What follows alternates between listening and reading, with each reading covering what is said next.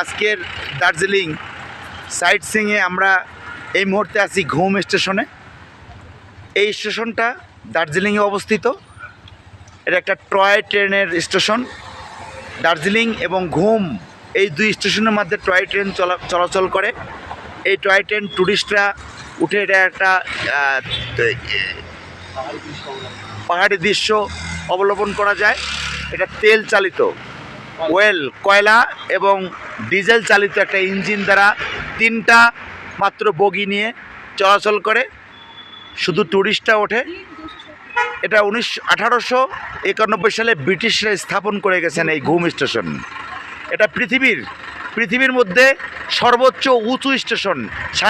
সমতল ভূপৃষ্ঠ থেকে 12,500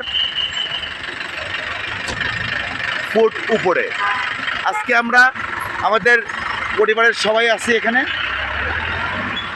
আছে অ্যাডভোকেট আবু বকর সিদ্দিক, তারপরে আরও তার পরিবারের সব সদস্যদের দেখতে পাচ্ছি, আরফান, আরিয়ান, তারপরে কানিস, ফাতেমা, সেলিনা, অরিন, আদিলশামা, অরিন, শিউলি, স্বপ্ন।